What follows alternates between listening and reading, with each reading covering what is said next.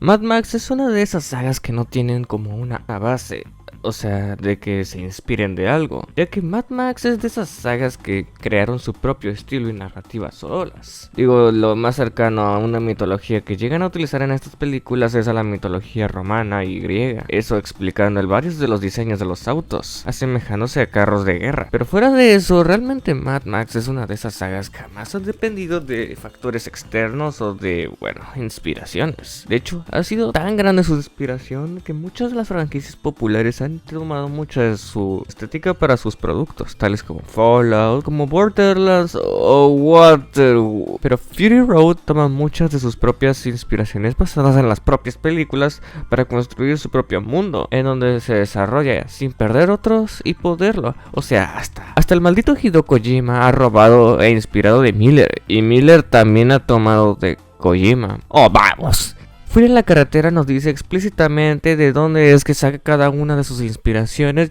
a cada paso que da. Así que el día de hoy vamos a estar viendo de dónde sacan las inspiraciones Mad Max Fury en el camino. En la edición coleccionista con el arte de las películas se nos dio a conocer que la ciudad más grande sabemos cómo fue por dentro, pero la ciudad gasolina no es algo que Miller se haya sacado de la base,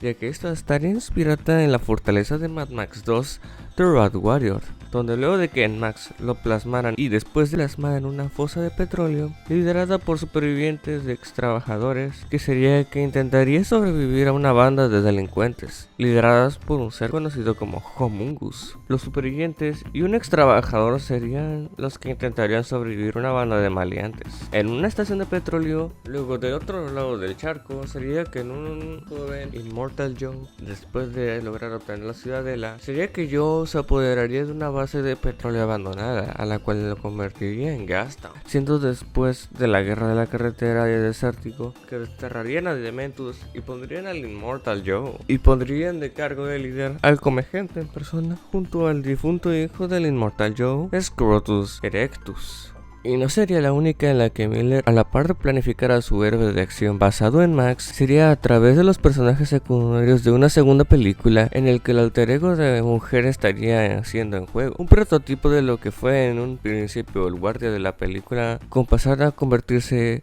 en la historia de Furiosa de Anya Taylor-Joy, que después con la actuación de Charlize Theron en la última entrega, empezando con un personaje de acción que tendría un desenlace a quien George Miller terminaría ampliando con el tiempo. Y por increíble que parezca, los Warboys tampoco son un invento de la nada, ya que ellos tendrían su origen en Mad Max Beyond the Thunderdome, que después de la historia que inspiró a Miller después de leer El Señor de las Moscas, crearía una historia donde Max, de ser dejado tirado en el yermo por un par de niños a los que salvaría a ellos entre otros tipos, se hallaría un niño con un aspecto muy peculiar, y es que este sería el prototipo de lo que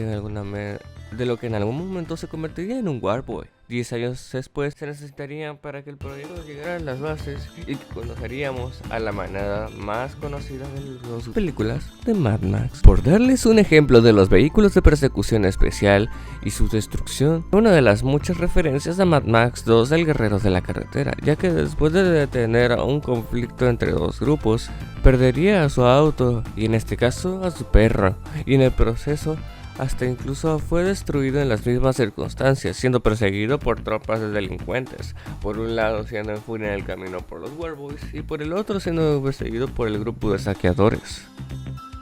lo que tomaría inspiración para la primera escena de Mad Max Fury en el camino. Dementus es uno de esos personajes que lo definen por su crueldad, ese personaje inspirado en el líder de la tropa de motociclistas, con esa forma tan Dutch Vanderline en una Australia en ruinas, más lo tirano de Homungus, harían a un personaje, crearon a un villano poderoso con una influencia bastante grande, que fue capaz de destruir a los líderes del Wasteland, y de ser manejo de locura, y esa forma de ser con su manejo de locura lo hacen ver como uno de los oponentes más fuertes de Mad Max. Esto es algo que Miller ya ha dicho en entrevistas, y es que Letterboxd está en esta saga agarra muchas de las inspiraciones de los westerns clásicos en un reflejo de personajes como Max, siendo un forajido solitario en un mundo donde se lo quitó todo, Furiosa siendo una víctima del páramo, o Furiosa siendo una víctima del viejo oeste, en un páramo que la convertirá en un asesino. Los western clásicos, esas persecuciones se entregan reflejadas desde Mad Max 3, ¿O es esto que filosófico de Mad Max 3? O filosófico como en Mad Max 1 y 4, donde se nos deja ver guiños a la cultura griega, como los autos de guerra, o la guerra de los 30 días, como también lo de las 5 vírgenes. Claros homenajes a Ben-Hur. Eso fue todo lo del video. Menos para ver la cronología esta semana y todas sus curiosidades.